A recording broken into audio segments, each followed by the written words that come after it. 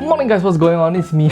I just lost my balance right there. Morning guys, what's going on? It's me, your online brother Jaspas Deck, and welcome back to the vlog. Today we're gonna be doing something a little bit different. That's right, we're not doing Reddit today. Next, we're not doing one of those flashback videos today. Next, today we are gonna be doing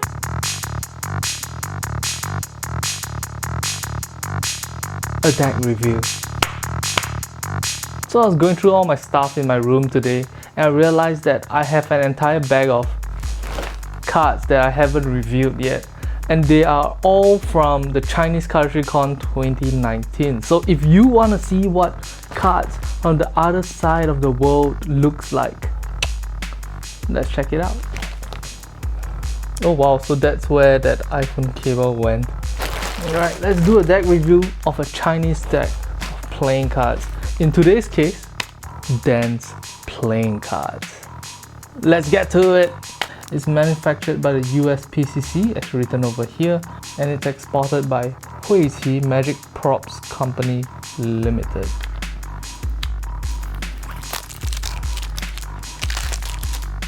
Some smoke-like patterns over here with the word dance going down the center. The letter N is customized to a certain extent.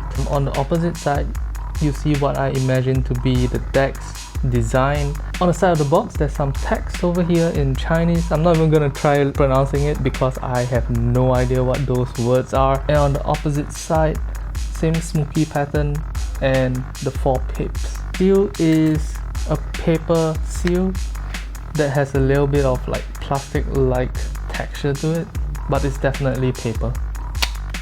Slide out the cards, just like this. You get one joker, it looks like this.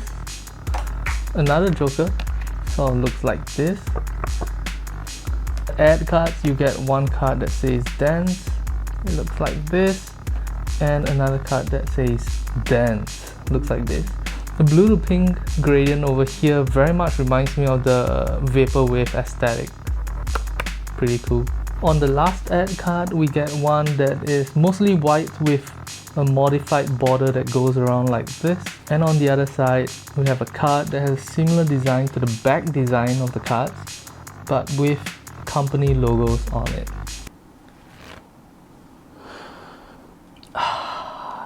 The cards feel firm, solid, and they feel very much like USPCC cards typically do. This is the Ace of Spades in blue. It's a modified font, so it's slightly different from the typical USPCC look. And there's a spade in the center that looks just like this. I'm guessing, nope, I was wrong. I expected this to be the design for all the spades, but it is different. Cool. 2 of spades, 3, 4. Oh, modified layout as well. Very nice. 5 spades, 6, 7. I realized there are a lot of people who customize the positions of the pips of the number 7 can't find a nice way to arrange number 7 in.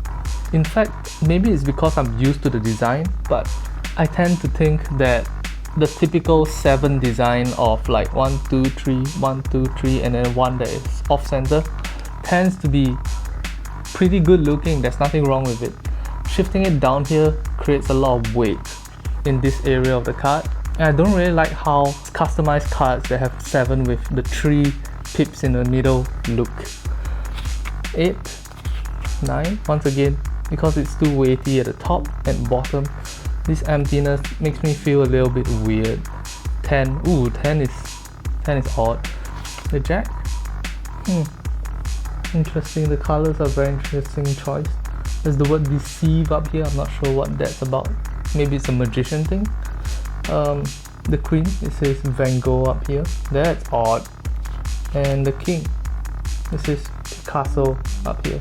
I wonder why they're referencing, ooh, the diamonds are pink with the Ace of Diamonds having a special smoky look to it. The Jack, Queen and King have different names once again.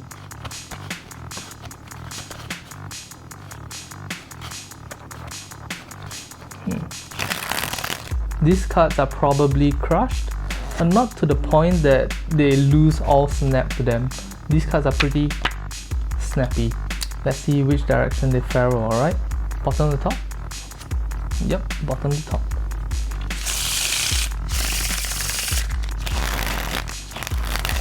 Alright, now I'm gonna condition the cards a little bit.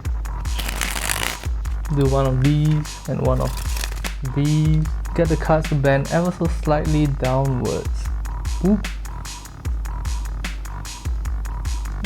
Typical USPCC affair. The cards at the top and the bottom tend to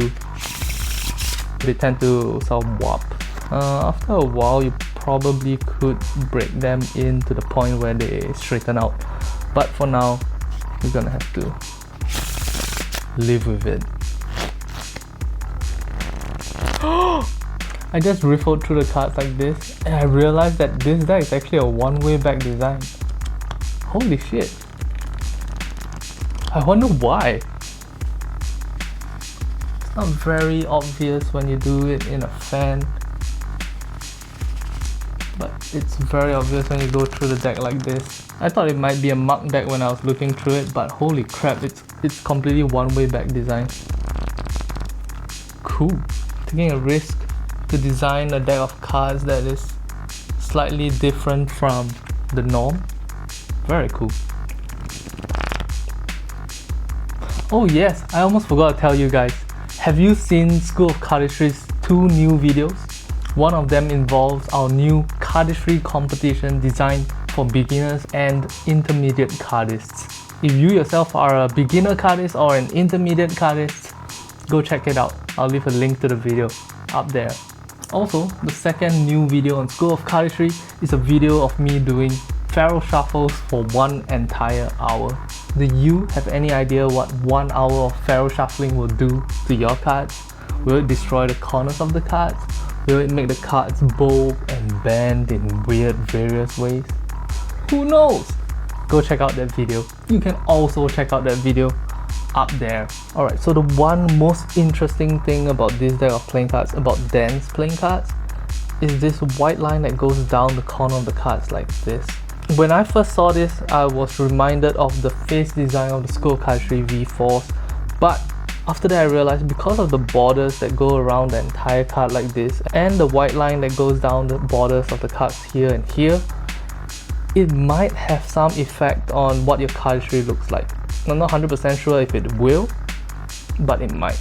These 5 white dots down here, I get the feeling that unless you're doing just like thumb fan actions like this, the white dots aren't going to have much effect on your cardistry.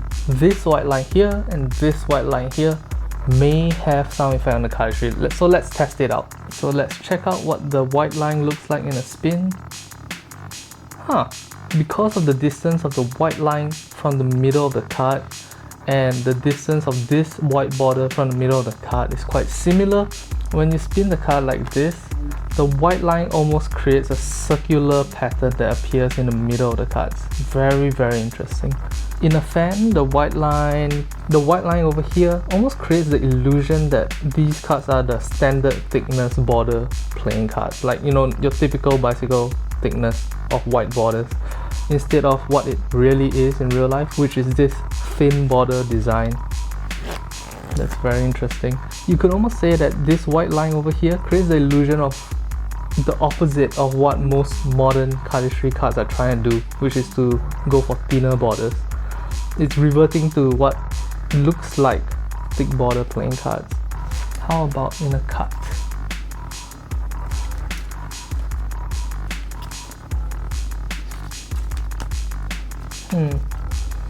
That's interesting. In normal two-handed cards, the thin white borders actually don't do much to accentuate the spins or create any visual illusions when you're doing two-handed cards. Alright guys, so there you have it. That is our quick look at Dan's playing cards. It's a very interesting deck of playing cards with a visual aesthetic that is quite different from what the Western cardistry market is pushing out, or the Western playing card market is pushing out right now. As far as this white line and how it affects cardistry and how our cardistry moves look, I don't think that the white line actually benefits cardistry much. It may benefit us when we're spinning a single card very quickly, but in terms of spinning packets like this, it doesn't really give much of a payoff for such an obstructive design. Even more so, I would argue that in fans, this extra white line actually deproves what a deck of playing cards can look like for cardistry. But with that in mind, if you want to pick up a solid deck of playing cards, a deck of playing cards that feels good and feels like normal, typical US PCC stock and finish, this could be a great choice. Also, this lilac and purple colored bag can be quite hard to find within the rest of the cardistry slash playing card market. So maybe that's one of the reasons you might want to pick up a deck of these. Alright guys, so there you have it. That's our first deck review in a very long time.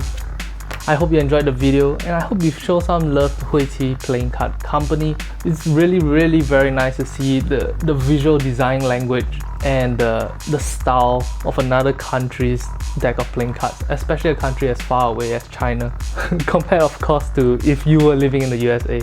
For me, China is actually closer to Singapore than the USA. So yeah, there you have it. That's the end of today's vlog. Do look forward to more deck reviews because I actually have a whole bag of these cards from China Cardistry Con, and I kind of want to show respect and love and appreciation for the guys that sponsored China Cardistry Con 2019. So I'll definitely be reviewing those cards as the days go by. Until next time, brothers and sisters, peace out. Oh yes, I almost forgot to say, don't forget to check out the video that I posted on School of Cardistry, alright? Go check those 2 videos out. They're really good. I put a lot of effort into that Pharaoh Shuffle video. You gotta see it. It's pretty cool. It's pretty cool. Also, you can win up to $50 store credit in our new cardistry competition, alright? Just go join it. It's pretty good. Do it, man. Do it.